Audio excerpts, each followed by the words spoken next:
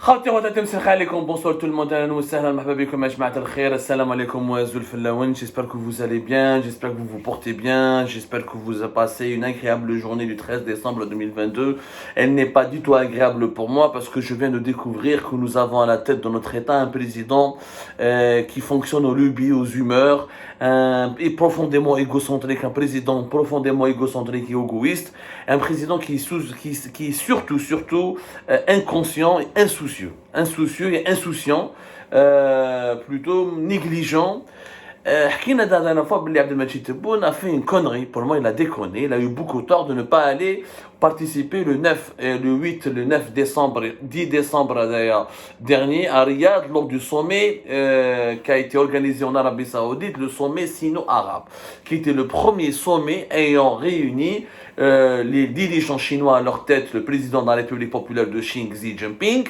qui est pratiquement parmi les 2 ou 3 hommes les plus puissants du monde, à la tête d'une grande puissance qui est, rappelons-le, depuis 2020, premier pays qui investit à l'étranger avec plus de 130 milliards de dollars d'investissement à l'étranger. La Chine qui développe énormément de méga-projets et qui est en train de, dans une course au leadership mondial qui l'oppose aux États-Unis d'Amérique et à l'Occident, et qui a lancé un bras de fer avec Washington et les dirigeants américains pour redessiner un nouvel ordre mondial, a voulu donc se repositionner dans les pays arabes. Et le sommet sino-arabe auquel a participé tous les dirigeants arabes les plus importants, Sisi il était là-bas, Mohammed Ben Salman c'est le pays organisateur, Mohammed Ben Zayed, les Émirats Arabes Unis, le président tunisien, le Mauritanien, tous les pays les plus importants, tous les pays arabes, le roi Abdallah de Jordanie. Il n'y avait pas juste le sultan d'Oman, mais qui ne participe plus aux enjeux ou aux réunions et aux sommets internationaux. Il a toujours délégué à ses collaborateurs les plus proches pour représenter son pays. Ou l'émir du Koweït qui a toujours laissé son prince héritier et son fils qui s'apprête à prendre le pouvoir, c'est toujours lui qui a toujours délégué pour aller participer, représenter le Koweït lors des sommets les plus importants. Mais sinon, tout le monde, Mohamed VI n'est pas parti, ça a été Mohamed VI lui aussi ne participe pas à la majorité des sommets internationaux, il envoie toujours le chef du gouvernement marocain. Mais Abdelmadjid Tebboune a été absent. Il a envoyé Ayman Ben Abdelrahman, qui est une personnalité faible, qui n'a pas réellement ni les prérogatives, ni les marges de manœuvre, ni l'expertise, ni le savoir-faire, ni le savoir-vivre nécessaire pour traiter avec des grands dirigeants de ce monde, pour essayer de les séduire et pour essayer de les convaincre d'investir en Algérie, de miser sur l'Algérie, de renforcer leur coopération avec l'Algérie. C'est la Chine, c'était le sommet sino-arabe. La Chine n'est pas n'importe quoi. Je vois Abdelmadjid Tebboune يروح لتونس ويروح Ankara ويروح Qatar pour l'inauguration de la Coupe du Monde. Mais يروحش un sommet aussi important qui s'est déroulé le 9, 10 et 11 décembre dernier à Riyad, qui est quand même qui est un sommet qui implique la deuxième grande puissance économique au monde. هذه صارت le 9 décembre dernier. Nous sommes le 13 décembre, les États-Unis d'Amérique à Washington organisent le fameux sommet États-Unis-Afrique, qui est l'autre rendez-vous le plus important de cette fin d'année 2022. C'est un sommet très très important parce que les États-Unis d'Amérique ont développé un plan très ambitieux pour renforcer leur présence sur le continent africain et pour ne pas se faire dépasser par la Chine, ne pas être déclassé par la Chine ou la Russie et pour contrecarrer l'expansionnisme chinois ou la Russie sur le continent africain, ils ont préparé un plan d'investissement de 55 milliards de dollars qu'ils vont investir sur le continent africain. Ce sera des fonds qui seront injectés dans des projets pour lutter contre le changement climatique, pour développer des projets économiques, pour lutter contre la misère et le chômage dans les pays africains, pour aider les pays africains à se développer encore davantage et pour permettre à des sociétés américaines de rafler de nouveaux marchés en Afrique et de protéger les intérêts des États-Unis d'Amérique sur le continent africain. On parle il y aura la santé, il y aura le changement climatique et pas mal de domaines sur lesquels les États-Unis d'Amérique vont investir. 55 milliards de dollars. C'est quand même énorme, c'est quand même important. Le kiff-kiff, comme le 9 décembre dernier pour le sommet Chine-Monde arabe, M. Tebboune ne va pas participer au sommet Afrique-États-Unis. Et pourtant, il a été invité, les États-Unis ont invité les 50 pays membres de l'Union africaine. Ils n'ont pas invité que 3-4 pays qui sont suspendus, qui sont sanctionnés parce qu'ils sont sanctionnés par l'Union africaine elle-même, donc ils sont sanctionnés aussi par l'administration américaine, qui ont connu des coups d'État. Il s'agit du Soudan, du Burkina Faso, de la Guinée et du Mali. Il n'y a pas de processus de transition démocratique dans ces pays-là, donc les États-Unis d'Amérique n'ont pas voulu traiter avec eux. Les États-Unis d'Amérique n'ont pas invité le Premier ministre éthiopien à cause de la guerre qui a été menée en Éthiopie avec la guerre civile depuis 2021. Mais la présidente de la République de l'Éthiopie, parce que l'Éthiopie c'est une république fédérale, cette présidente de la République qui ne gère pas le pays, c'est le Premier ministre, et elle va venir aux États-Unis, elle va venir à Washington. Sinon, tous les dirigeants, le Sahara occidental, le Polisario n'a pas été invité à Washington, même s'il est reconnu par l'Union africaine, mais les États-Unis d'Amérique ne reconnaissent plus le Polisario, et ils ne reconnaissent plus le Sahara occidental, puisqu'ils ont reconnu, fin décembre 2020, la souveraineté du Maroc sur ce territoire disputé au niveau de l'ONU. Mais tous les présidents américains, tous les présidents les plus importants du continent africain ont répondu présent et se sont déplacés pour assister à ce sommet très important à Washington. Macky Sall du Sénégal va être là-bas. Paul Biya, le plus vieux président du continent africain, il a composé une délégation très importante où il va participer. Le président du Congo, Kinshasa, sera là-bas. Le président de l'Angola sera là-bas. La majorité écrasante des présidents les plus importants des pays africains les plus importants et les plus influents, pratiquement tous les présidents seront là-bas. Sauf M. Abdelmajid Tebboune. Paul Biya, par exemple, il va diriger une délégation camerounaise de 10 membres qui va essayer de convaincre les États-Unis d'Amérique d'investir davantage sur le Cameroun, au Cameroun, et d'aider davantage financièrement et économiquement le Cameroun pour renforcer sa sécurité nationale contre les groupes armés et les groupes séparatistes, et pour améliorer le niveau d'équipement, le développement économique du pays. Tous les pays, c'est un sommet hyper important, pour la simple raison qu'il intervient dans un contexte où le monde est chamboulé par les conséquences et les prolongements de la guerre lancée par la Russie en Ukraine. Il s'agit du deuxième sommet Afrique-États-Unis après celui qui a été organisé par Barack Obama en 2014. Il y a eu beaucoup de préparatifs du côté de Washington pour assurer le succès de ce sommet. On parle officiellement d'une volonté de se rapprocher de l'Afrique au moment où d'autres partenaires ont pris plus d'importance sur le continent comme la Chine ou la Russie. Les États-Unis d'Amérique veulent mettre l'accent sur l'importance des voix africaines sur la scène internationale. Donc, c'est un sommet stratégique. Il y a eu un point de presse numérique qui a été organisé par des collaborateurs du président américain Joe Biden concernant le programme de ce sommet est les dirigeants du continent africain avec les États-Unis d'Amérique, le sommet États-Unis-Afrique. Par exemple, l'un des responsables du bureau des affaires africaines du département d'État américain, Robert Scott, il a présenté un programme il a parlé d'un programme complet il a parlé d'un programme déployé sur 3 jours. Le premier jour sera une journée d'ouverture. Nous organisons une série de forums, un forum des jeunes leaders africains de la diaspora, un forum de la société civile, un forum sur la paix, la sécurité et la gouvernance. Il y aura des discussions sur le climat ainsi que sur la santé. Le deuxième jour sera un forum des affaires, le forum des affaires États-Unis-Afrique, une journée complète d'opportunités pour les entreprises africaines et américaines de se réunir et de se rencontrer et de réunir les délégations des pays africains avec des représentants du monde des affaires américains. Le troisième jour sera la journée des leaders, évidemment, avec le président Biden et les chefs de délégation, chefs d'État du continent concerné. Ça, c'est un haut responsable du bureau des affaires africaines du département d'État américain, M. Robert Scott, qui a annoncé ce programme-là. Un programme très ambitieux. Donc, au lieu de participer activement et d'essayer d'améliorer nos relations avec les États-Unis d'Amérique qui nous soumettent à beaucoup de pression, oui, l'Algérie, elle est énormément critiquée à cause de son alignement sur les positions de M. Vladimir Poutine, leader du Kremlin à Moscou, qui est en train de perdre la guerre en Ukraine. Il ne la perd pas peut-être économiquement et politiquement, il est en train de la perdre militairement.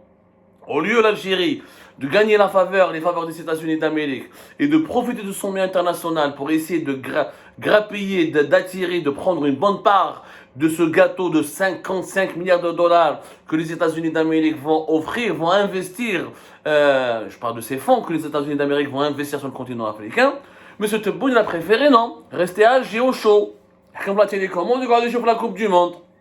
Il va Kima pour le sommet Chine-Afrique, il a envoyé son premier ministre, Ayman Ben Abdelrahman.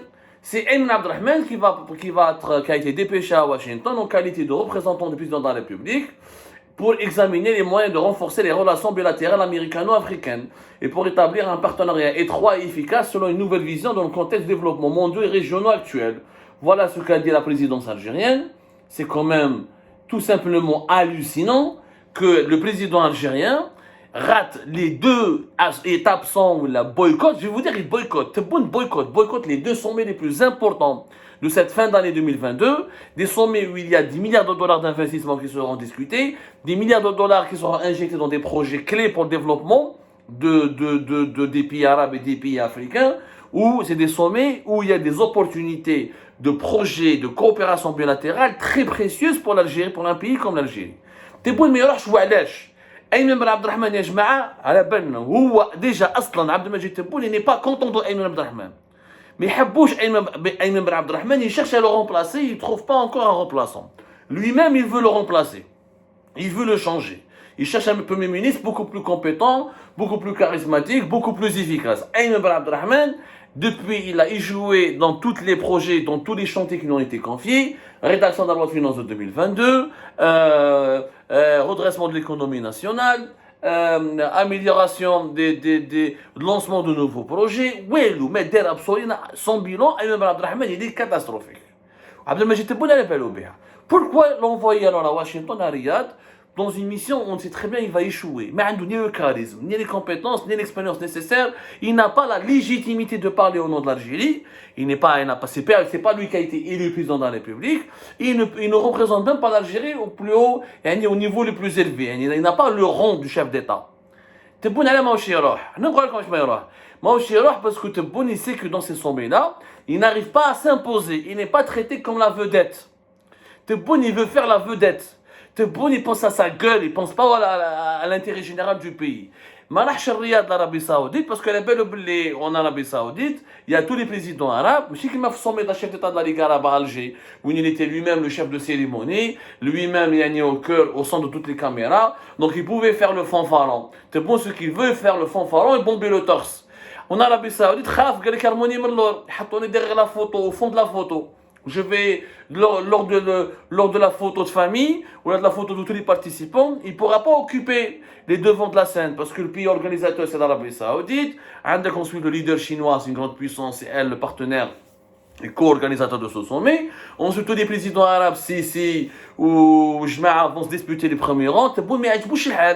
Quand il est derrière, quand il est au fond de la salle, quand il est à troisième, quatrième rangée, Tebboune ne participe, ne se déplace à l'étranger que lorsqu'il a la certitude et la garantie qu'il sera traité comme l'ultime star.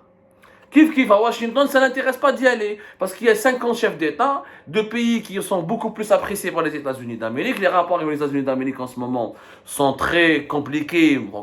L'Algérie ne tient pas tête aux États-Unis d'Amérique. On essaie de gérer les pressions américaines, on essaie de les calmer, de leur donner des garanties, des assurances, sans pour autant provoquer leur hostilité. Et les pressions sont énormes avec l'ambassadrice des États-Unis d'Amérique, Madame Elisabeth Moore-Obin, où chef les déplacements de plusieurs hauts responsables américains récemment.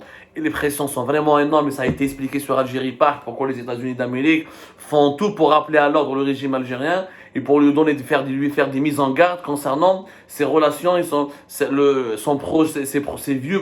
ses anciens projets de renforcer ses relations, son alliance militaire et stratégique avec la Russie de Vladimir Poutine.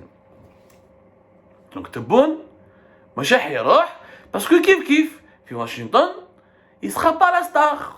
يرميوه كيما في رياض لو كان راح يلقى روحو au fond de la salle, troisième, quatrième, cinquième rangée. Il ne pourra pas bénéficier de toute l'exposition médiatique que lui souhaiterait, dont lui souhaiterait bénéficier.